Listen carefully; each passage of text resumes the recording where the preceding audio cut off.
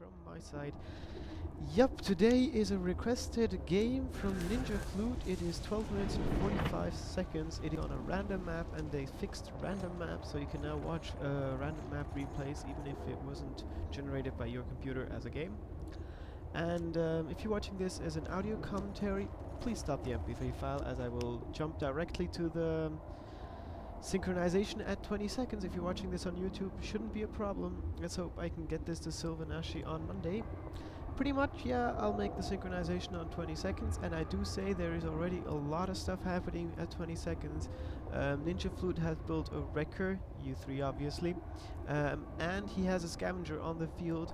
His enemy, who's called Sloron, has a dread charger and has already built the power well, so at this moment he can spawn full life units, but I doubt he has the energy to do so, since he had to spend 100 energy to build a power well.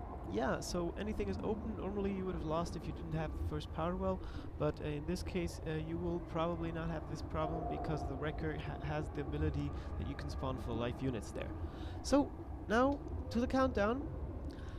5, 4, 3, 2, 1, go.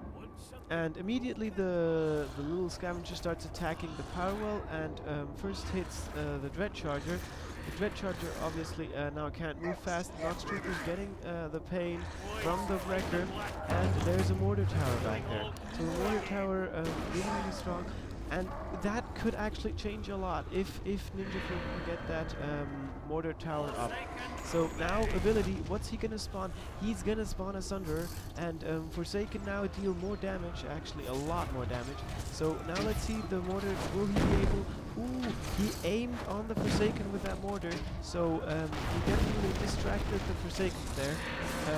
Forsaken now getting the wrecker and the scavenger against them, so they die really fast. Another 2 Forsaken squads right there with their ability on. They really deal a lot of damage, but you have to understand NinjaFlute has the advantage that he destroyed that power well, and that power well really meant a lot of energy, and that meant a lot. So right there the Forsakens die from their own ability, but he could build another power well there, Sloron. So now another power well to defend in the middle. If the Forsaken use their ability wisely, they could actually kill the Sunderer before he does that, but they didn't. So Sunderer is gonna die now, but that power well is going down. Another 100 energy that don't go into your void pool. Don't forget this, it does not go into your void pool. This means you do not profit from void energy. In Sloron's case, it is already 200 energy that he won't have in his void pool. As black player, this is very bad. And now another mortar tower right there from NinjaFlute. Didn't do anything, but still got built. So NinjaFlute now in the middle has the whole middle for himself, building a power well, and is probably gonna heal up those that little scavenger there. On the top, a unit we don't comment often is Skeleton Warriors, but they do have a nice medium damage modifier, and I think Sloron is not going for the middle anymore. He just built a sure power well, and his black power wells are important, as well as your void pool, and Sloron's void pool definitely took a really hard beating there. And let's see how this plays down. That scavenger has a little to no chance against that Nox Trooper, especially because of the overload ability that will one-hit him, or has one-hitted him. And the Nox Trooper does take a lot of damage from those Forsaken, but he can one-hit every single one Forsaken in that squad. But he's gonna die, yes, and those Forsakens are gonna seriously start retreating. And the Skeleton's Warriors have activated their ability to deal more damage, but on their own, especially with the scavenger attacking them, they will barely be able to take down that power well. So there the Sunstriders are retreating. The Forsaken have hit a mine, but are actually out of the range of the mine at this point, so they will survive, but obviously it is not the best thing that can happen to you. So now Sunstriders attacking the power well. Forsakens quickly... no, they're actually going for the mortar tower there, so they can get that down. Let's see if they can get this... No, the Sunstriders are still alive. If he would move, Nasty Surprise right now would be great on those Forsakens. U3 Nasty Surprise... well, not anymore anyway. Let's see Eruption there. NinjaFlute really does know that taking down power walls is to great advantage, a great advantage, because it really does damage your enemy's void pool. And another eruption there, so the power wall goes down, and now the Forsakens are seriously gonna have trouble, especially those there are gonna die on their own. The other Forsakens are gonna survive, and the poor scavenger just died there. So now another power well in the middle, so NinjaFlute now has a 2 power well advantage, okay, 1 power well advantage, but do not forget he has lost no more power wells, so he has the way bigger void pool than Sloron, who has only 240 energy in his void pool. On the other side, NinjaFlute has 400, so double as much void power, and this a black player should always have the higher void pool. It's one of the biggest strengths black can have, is maintaining a strong and good void pool. So now a monument in the middle. Let's see if the monument's gonna get attacked. Yes, it will.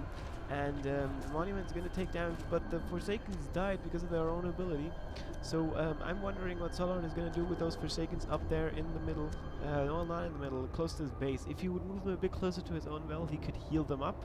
Apparently, no. They're just gonna go and fight that poor scavenger there, using their ability to deal more damage. Ooh, that Wrecker is probably gonna feel those Forsakens really bad. And as you see, Forsakens really do deal damage there with their ability. Let's see if the Wrecker... Yes, the Wrecker dies because of the Forsaken. But will the Forsaken be able to get in range and kill that... yes, they will. They will be able to kill that scavenger. Now, a Bandit Stalker with green affinity, which also have 15% lifesteal. And the damage it deals, blah blah blah. I'm sure you've read most of the Renegade cards already. So actually that Bandit Stalker is gonna have to run away because that Shadow Mage does deal knockback, and even though it's got Ravage, it's so gonna die. Yes, it does. Another power well in the middle could be built. Would have been a defensive idea to just go on starving the black player, and the black player is mostly the person that will starve you. So quite interesting. Let's see what the Bandit Stalker does against 2 Nightcrawlers who do have the medium damage modifier. Let's not forget that. Ravage is very good choice, and the Commandos have a medium damage modifier, so they do put out the damage against those poor little Nightcrawlers. And they have Lifestealer, but they really are taking damage from those Nightcrawlers, which have their special ability on, which means they will die soon, but they do massive... They have died, but they deal massive amount of damage.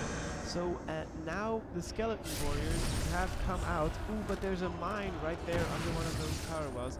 Even though one of the squads got sacrificed, so the others deal the 50% more damage it is. And so the middle probably won't have that big of a skeleton problem, especially because they're about to die in 3 seconds. And now let's see, up there, Bandit Stalker. Ooh, but there is a Night Guard. Let's see what that Night Guard... Black Affinity, so not Swift.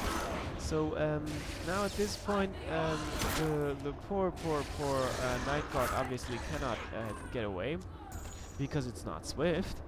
And that Shadow Mage is so getting down in the middle because it has no life and can't attack, and it's getting attacked by the Monument. So one more shot from the Monument, it's gone. And now there's actually the Bandit Stalker that got taken over is a very good idea. Let's see what happens. Bandit Commandos, they're with their lifesteal ability, which won't bring them anything when they're at full life. So Bandit Stalker up there taking damage obviously has little chance against the Shadow Mage, and even less chance against 2 Shadow Mages, because Shadow Mages do knock back, and that really hurts.